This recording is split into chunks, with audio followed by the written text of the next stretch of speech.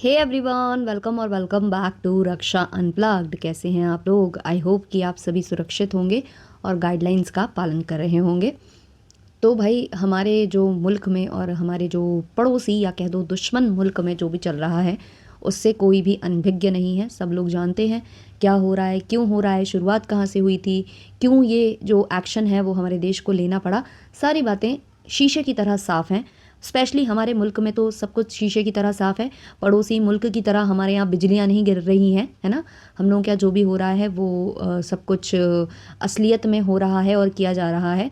वहाँ पर ख्वाब में कुछ नहीं हो रहा है, जैसा वहाँ बताया जा रहा है ना कि आकाशीय बिजली गिर गई है या ऐसा कुछ हो गया है। तो ये सब उसी मुल्क में हो रहा है। तो जो इस मुल्क के लोग हैं, उनके जो कहते हैं ना आँखों का पानी, शर्म हया सब मर जाना, उस तरीके का कुछ लोगों के बिहेवियर पैटर्न से देखने को मिल रहा है। बहुत सारे ऐसे ब्लॉगर्स हैं जिनको मैं रेगुलरली फॉलो भी करती हूँ और कुछ को नहीं भी कर पा रही हूँ। जिनको मैं कभी फॉलो किया करती थी तो इनको मैं अभी उतना नोटिस नहीं कर पा रही हूँ। बट जो चीज़ें मैं देख रही हूँ, यहाँ वहाँ सुन रही हूँ, न्यूज़ में जो चीज़ आ रही है या कुछ ऐसे पोर्टल्स हैं वहाँ आ रही है, तो वहाँ से मुझे काफ़ी कुछ नॉलेज हो रही है। तो हमारे एक और जो व्लॉगर्स हैं, जिनके तो ऑब्वियसली जो फॉलोअर्स होंगे वो होंगे पड़ोसी मुल्क से, हमारे दुश्मन मुल्क से, पाकिस्तान से। जी हाँ, बहुत सारे जो व्लॉगर्स हैं वो इसी वजह से डरते हैं, इस नाम को भी लेने से या इस बारे में भी बात करने से, पहलगाम अटैक के बारे में भी बात करने से, या फिर इनके जो भी ये हमारा ऑपरेशन जो सिंदूर चल रहा है उसके बारे में बात करने से ये घबराते हैं। घबराने का इनका जो मेन कारण क्या है पता है? फॉलोवर्स, व्यूज़, है ना। और इनके जो इनसाइट्स होते हैं ना, जो यूट्यूब के इनसाइट्स होते हैं, जिनको हम लोग एनालिटिक्स भी बोलते हैं, इन सब से इनको बहुत ज़्यादा खौफ है, क्योंकि इनकी सारी अर्निंग सोशल मीडिया के थ्रू होती है ना। सोशल मीडिया से ये बहुत सारा कुछ गेन करते हैं। और भी दूसरे जो सेलेब्स होते हैं उनके फॉलोवर्स होते हैं, और फॉलोवर्स के बेसिस पे ही उन्हें एडवर्टीजमेंट मिलते हैं और उसी के हिसाब से इनको पेमेंट की जाती है।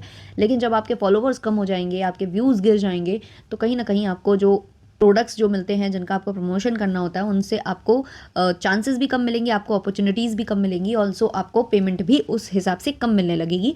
और ऐसा बहुत सारे लोग इसलिए डरते हैं इन सब मामलों में बात करने से। इसलिए कुछ क्या करते हैं, केवल कम्युनिटी डालकर, स्टोरी डालकर अपने आप से को बचाने की कोशिश करते हैं, क्योंकि कम्युनिटी और स्टोरीज़ में कम लोगों का ध्यान जाता है। लेकिन अगर आप रील, व्लॉग और इसमें इसमें बात कर देंगे आप, तो कहीं ना कहीं लोग आपको देख ही लेंगे। लेकिन स्टोरी क्या होता है ना, सुमड़ी में भी निकल जाती है, कई बार कम्युनिटी सुमड़ी में निकल जाती है। तो ये इनका थोड़ा सा दिमाग होता है, गेम खेलते हैं ये लोग इन सब चीज़ों से और बोलने से बचते हैं। जिसमें सबसे बड़ा जो यूट्यूब का जो कपल है, जो हमेशा हेट ही पाता आया है और हेट पाने का वो कहीं ना कहीं हकदार भी है, वो है हमारे मैडम और जनाब। क्यों बोल रही हूँ? क्योंकि फिर से इनकी बात हुई है और इस बार जो मैडम की सहेली है ना, उन्होंने इनको याद किया है, अलग वे में याद किया है। उन्होंने खुद चीज़ें बोली हैं जो हम डिस्कस करने वाले हैं इस वाले पॉडकास्ट में। पहले मैं थोड़ा सा पीछे जाती हूँ, क्योंकि बहुत से लोग ऐसे जुड़ते हैं जिनको नहीं नॉलेज होती है। तो उनको मैं बता दूं कि हमारे जो मैडम और जनाब हैं, तो ये लोग जो हैं कश्मीर घूमने निकले हुए थे और पहलगाम वगैरह भी ये गए थे। ठीक एक दिन पहले, एक दिन या ऐसे 24 घंटे पहले ये वहाँ से निकल चुके थे। और उसके बाद खबर आ जाती है कि पहलगाम में टेररिस्ट अटैक हुआ है, जहाँ कई जो मासूम हैं उनकी जान ले ली गई है, उनका धर्म पूछ के उन्हें मारा गया है। और इसका जो जन्मदाता है, ये टेररिज्म का जो जन्मदाता है, या आप कह दो आका है, या इनको जो पनाह देने वाला देश है, वो पाकिस्तान है।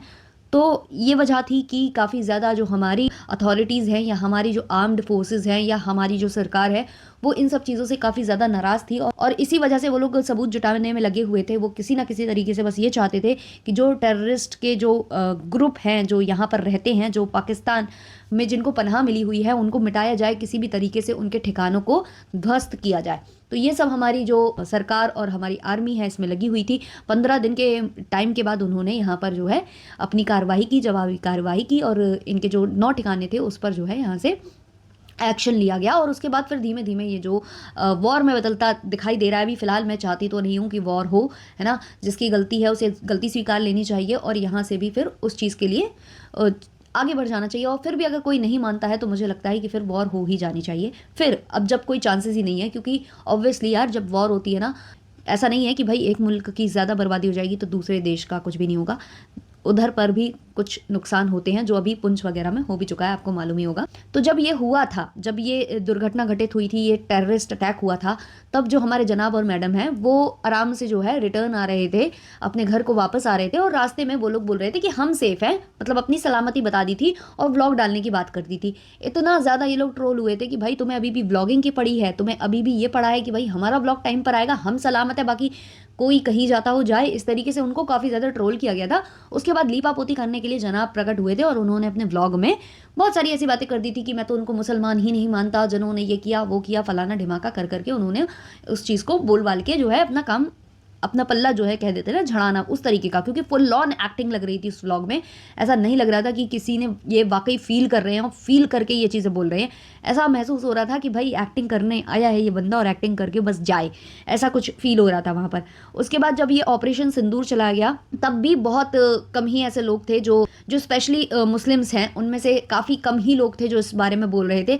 ज़्यादातर लोगों ने इस पर चुप्पी साधने की कोशिश की थी, लेकिन हमारे जनाब ने एक स्टोरी डाल दी थी इंस्टा पर, और वहाँ लिखा था, जब मासूमों के खून का हिसाब लिया जाता है तभी इंसाफ अपने असली मायने पाता है। तो ये इन्होंने लिखा था, काफ़ी लोग अप्रिशिएट करने लगे कि चलो फाइनली इन्होंने कुछ बोला, ऐसा किया वैसा किया। और जो हमारी चिपिका मैडम है उनके साइड से तब तक कुछ आया नहीं था। अभी कुछ आया हो तो आप लोग मुझे अपडेट कर देना, क्योंकि अभी मैं बहुत ज़्यादा, मेरा ध्यान कहीं और है, आप समझ रहे हो, है ना। तो उस वजह से मैं उतना ज़्यादा नहीं देख पा रही हूँ इन ब्लॉगर्स को। तो ये चीज़ें हुई थी, तो इनके साइड से बोला गया, तो लोगों ने कहा कि चलो जनाब बोल रहे हैं तो मैडम तो बोल ही देंगी, क्योंकि मैडम तो वैसे भी अलग कम्युनिटी से आती हैं, है ना। तो इस तरीके का लोगों को था। लेकिन अब जो फलकनाज हैं, जिनको आपने बिग बॉस में भी देखा होगा, जो कि एक टाइम पर मैडम की बहुत तगड़ी वाली फ्रेंड हुआ करती थी। तगड़ी वाली इसलिए क्योंकि जब हमारी शादी होती है या कुछ भी होता है, हमारी फैमिली का फंक्शन होता है, और वो उस सिटी में ना होकर कहीं दूर, कहीं गाँव में जाकर, या कहीं ऐसे कहते हैं ना वो डेस्टिनेशन टाइप का कुछ होता है, तो हम केवल वहाँ पर उन लोगों को, उन चुनिंदा लोगों को लेकर जाते हैं जो हमारे दिल के बहुत करीब हो, जिनसे हमारा मतलब घर जैसा उठना बैठना हो। तो ये फलकनाज जो है मैडम के मौदाहा वाला जो इनका कबूल है हुआ था, वहाँ पर गई हुई थी ये फलकनाज। और मैं कबूल है इसलिए बोल रही हूँ क्योंकि मैडम ने इसको इतनी बार बोला है, कबूल है मूवमेंट, दैट मूवमेंट, तो इसलिए मैंने वो चीज़ बोली है, उसको प्लीज़ अन्यथा मत लीजिएगा। तो ये जो फलकनाज है मैडम, ये इनकी काफ़ी अच्छी दोस्त हुआ करती थी और इनकी शादी में वो शामिल हुई थी।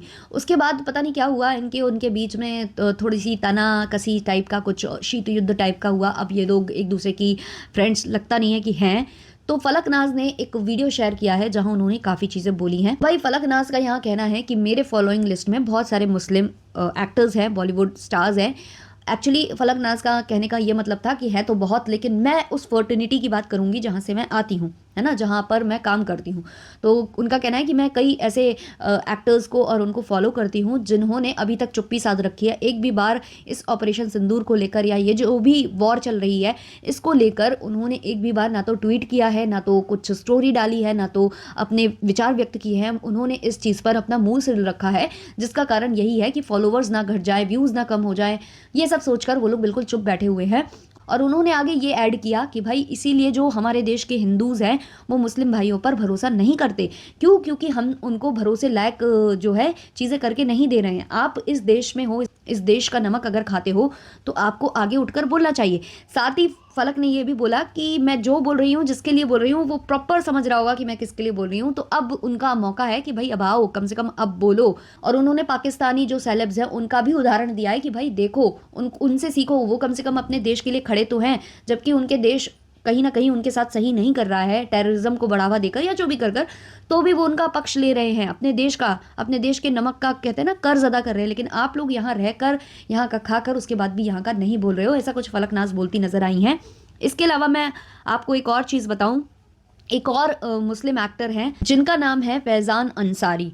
इन्होंने स्टेटमेंट दिया है कि जो एक्ट्रेस माहिरा खान है, अब मैं आपको बता दूं ये जो माहिरा खान है ना, ये पाकिस्तानी एक्ट्रेस हैं और इनको आपने रहीस मूवी में देखा होगा, शाहरुख खान के साथ इन्होंने काम किया था।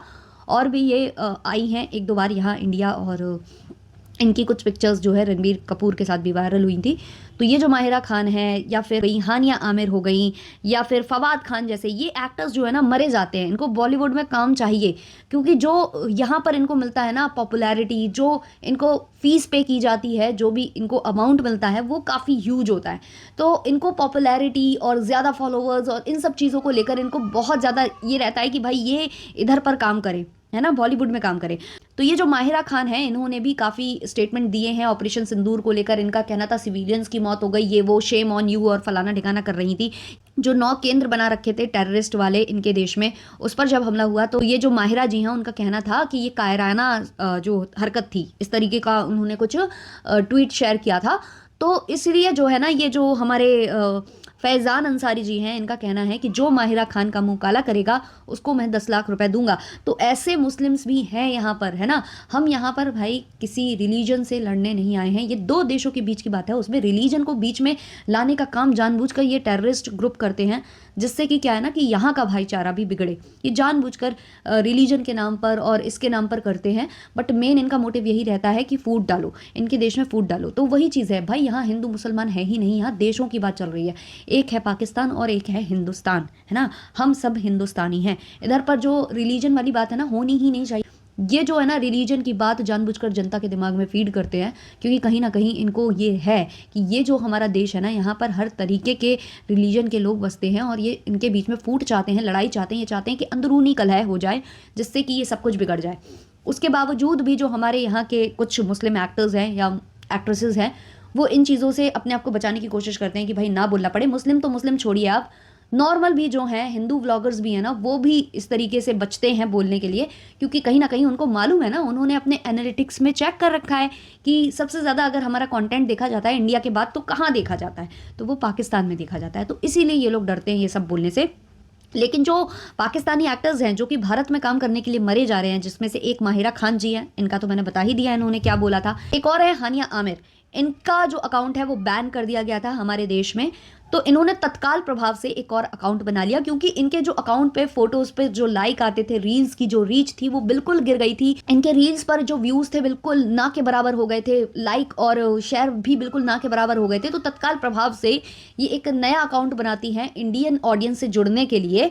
और फिर जब इन पर फिर से जो है वर्षा होती है, गालियों की वर्षा होती है जब इनके ऊपर, तब जो इनकी टीम है वो कहती क्या है कि उनका जो पर्सनल अकाउंट था वो डिलीट हो गया था, तो इसलिए उन्होंने नया बनाया था। पर्सनल अकाउंट है वो उनका, वो बस प्राइवेट करने जा ही रही थी, उससे पहले वो पब्लिक हो गया और उतनी देर में कई लोगों ने उन्हें सर्च कर लिया। अरे मतलब यहाँ हिंदुस्तानियों से इनको व्यूज़ भी चाहिए हैं, इनकम भी जनरेट करना है, सब कुछ करना है, लेकिन इनको स्टैंड लेना है किसका?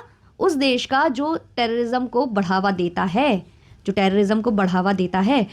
तो मैं आपको हानिया आमिर का भी स्टेटमेंट बता देती हूँ, जो इन्होंने ऑपरेशन सिंदूर के बाद दिया था।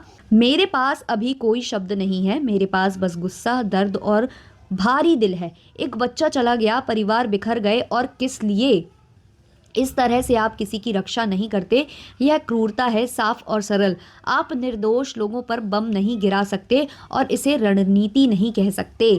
यह ताकत नहीं है, यह शर्मनाक है, यह कायरता है, और हम आपको देख रहे हैं। ये जो हानिया जी हैं ये लिखती हैं। अब मुझे ये बताइए कि जो नौ जगह पर ये किया गया, जो हमारी तरफ से जो है बदले के रूप में किया गया, ये जो 9 ठिकाने थे ये टेररिस्ट वाले थे, तो यहाँ पर सिविलियंस क्या कर रहे थे? सिविलियंस वहाँ कर ही क्या रहे थे? अगर आप उनको सिविलियंस बोलते हो और अगर वहाँ बच्चा भी मौजूद था कोई, तो ये कर क्या रहे थे? उन टेररिस्ट को पनाह दे रहे थे, या फिर ये उन्हीं के परिवार का बच्चा था? अगर वो गया, पहली बात तो किसी भी बच्चे की और किसी भी सिविलियंस की जान यहाँ नहीं जानी चाहिए। और अगर टेररिस्ट के परिवार का कोई बच्चा गया, तो कहीं ना कहीं उसे भी बड़े होकर यही करना था ना, उसे भी भारत में कहीं ना कहीं तरीके से भेजा जाना था, नहीं तो वो प्लॉट करता किसी और को और वो भी टेररिस्ट ही बनने वाला था। लेकिन आप उनको सिविलियंस का दर्जा देते हैं, आप उनको सिविलियंस का दर्जा देते हैं और दूसरों को शर्मनाक बताते हैं। तो ये हमारी जो हानिया जी हैं उन्होंने स्टेटमेंट दिया था। इसके अलावा जो हमारे फवाद खान जी हैं उन पर भी बात करते हैं। फवाद खान आपने देखा होगा, कपूर एंड सन्स में नजर आए थे और भी मूवीज में वो नजर आए हैं। तो ये जो फवाद खान है, इसको काम करना था बॉलीवुड में, दोबारा से इसको कम बैक करना था। और हमारा जो बॉलीवुड है वो एक नंबर का बेशरम है। जो कुछ डायरेक्टर्स और प्रोड्यूसर्स हैं, पता नहीं उनको इनमें क्या दिखता है जो इनको लाना चाहते हैं, या अपने जो कुछ चरम सुख है उनको पूरा करने के लिए इनको लाते हैं। क्योंकि ऑब्वियसली आप जानती हैं कि कैसे वर्क करता है ये जो बॉलीवुड है।